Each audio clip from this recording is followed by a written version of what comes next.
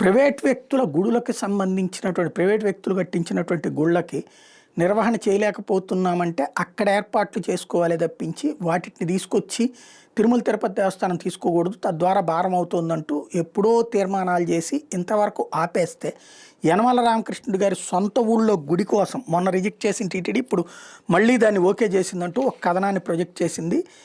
జ్యోతి ఎవరో ఒకరు తమ ప్రాంతంలో వైష్ణవాలయం నిర్మిస్తారు, కొన్నాళ్ళు బాగా నిర్వహిస్తారు, తర్వాత నిర్వహణకు భారం అవుతుంది, ఆ వెంటనే టీటీడీ పరిధిలోకి తీసుకోండి అని విన్నవించుకుంటారు. మరి టీటీడీ ఏం చేయాలి? అలా టేక్ ఓవర్ చేస్తూ పోతే ఆగేటప్పుడు.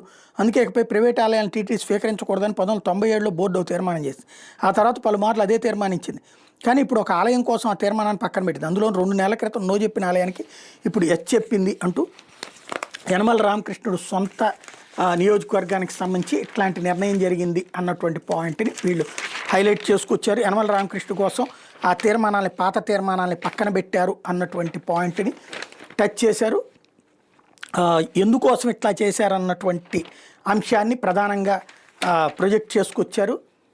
ఏదైతే మాజీ మంత్రి టీడీపీ సీనియర్ నేత యనమల రామకృష్ణ స్వగ్రామం ఏవీ నగరంలో శ్రీదేవి భూదేవి సహిత కళ్యాణ వెంకటేశ్వర స్వామి ఆలయం ఇప్పుడు యనమల కోరితే చేశారు. రేపు అంతకు మించిన బలమైన సిఫార్సు ఇంకెవరైనా వచ్చి ఫలానా ఆలయాన్ని టేక్ఓవర్ చేయండి అంటే కాదనగలరా?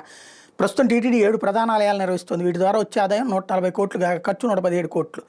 అలాగే రాష్ట్రం వెలుపల టీటీడీకి 19 ఆలయాలు ఉన్నాయి. ఈ ఆలయాల నుంచి ఏటా 47 కోట్ల ఆదాయం వస్తుంది. వాటి నిర్వహణ సిబ్బంది జీతాలు, స్వామివారి కైంకర్యాలకు కలిపి 47 కోట్లు ఖర్చు అవుతుంది. వీటితో ఎట్లాంటి ఇబ్బంది లేదు.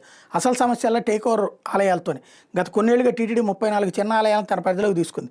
ఇవన్నీ ప్రైవేట్ వ్యక్తులు, సంస్థలు నిర్వహించలేక టీటీడీకి అప్పగించడం. వీటి ద్వారా ఏటా టీటీడీకి వచ్చే ఆదాయం కేవలం 3.5 కోట్లు మాత్రమే. కానీ వాటి నిర్వహణకు ప్రతి ఏటా 20.1 కోట్లు ఖర్చు చేయాల్సి వస్తుంది. ఈ ఆలయాల ఆర్థిక భారంగా మారుతున్న వెనక్కి వెళ్ళలేని పరిస్థితి. నిజానికి వెంకన్నకు వచ్చే ఆదాయంతో పోలిస్తే ఏటా 20 కోట్లు భరించిన కష్టమే కాకపోవచ్చు. కానీ ఇందులో ఆర్థిక అంశాలకు అతీతమైన సమస్యలు ఉన్నాయి. ఒక్కసారి టీటీడీ అదైన ఆలయాన్ని తన పరిధిలోకి తీసుకుంటే స్వామివారి కైంకర్యాలకు నిర్దిష్ట ప్రమాణాల ప్రకారం నిర్వహించాల్సిందే. టీటీడీ గుడి కాబట్టి వేడుకలు, ఉత్సవాలను కూడా ఘనంగా నిర్వహించాలని భక్తులు ఆకాంక్షిస్తారు. ఇక అప్పటికే ఆలయాల్లో పనిచేస్తున్న సిబ్బందితో న్యాయపరమైన చిక్కులు వస్తున్నాయి. గుడితో పాటు మమ్మల్ని టేక్ ఓవర్ చేసుకోవాల్సిందంటే ఇప్పటికే టీటీడీపై పలువురు కేసులు వేశారు. అన్నిటికంటే మించి మారుమూల ప్రాంతాలను టేక్ ఓవర్ ఆలయాల్లో పనిచేసేందుకు టీటీడీ సిబ్బంది ముందుకు రావడం లేదు.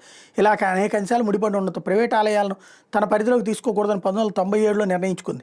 అప్పుడు సీఎంగా ఉన్న చంద్రబాబు టీటీడీ బోర్డు ద్వారా ఈ తీర్మానం చేయించారు. ఆ తర్వాత మా ఆలయాన్ని టేక్ ఓవర్ చేయండి అంటూ 10 కొద్దీ వినపాలు వచ్చాయి. కానీ బోర్డు ససేమిరాంది. 2005లో కూడా ఎలాంటి ఆలయాలను టీటీడీ పరిధిలోకి తీసుకోవడానికి వీల్లేదని తీర్మానం చేసింది. 2021లో దీనికి చిన్న వెసులుబాటు ఇచ్చారు. నేరుగా ఆలయాల నిర్వహణ చేపట్టకుండా ధూపదీప నైవేద్యానికి ఇబ్బందుల్లో ఉన్న వాళ్ళకి మాత్రం శ్రీవాణి ట్రస్ట్ నుంచి గ్రాంట్ నేడు కింద సాయం చేయాలని అప్పటి బోర్డు తీర్మానం చేస్తుంది. ఇలా కొన్ని వందల ఆలయాలకు ఆర్థిక సహాయం అందిస్తుంది. 2 నెలల్లోనే సీన్ మారిపోయింది. అదే ప్రతిపాదన గత నెల 16న జరిగిన బోర్డు సమావేశంలో ఆమోదించారు. విచిత్రం ఏంటంటే అంతకుముందు నిరాకరణ కారణాలన్నీ ఇందులో ప్రస్తావించారు. చివరిలో మాత్రం అప్పుడు డిఫర్డ్, ఇప్పుడు అప్రూవ్డ్.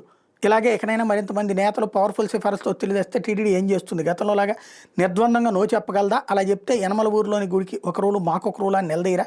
ఏళ్ల తరబడి అమలు చేస్తున్న తీర్మానం ఒక్కరి కోసం ఎందుకు పక్కన పెట్టినట్టు? ఈ ప్రశ్నలు ప్రభుత్వ టీటీడీ బోర్డు సమాధానం చెప్పాలన్నది హైలైట్ చేశారు.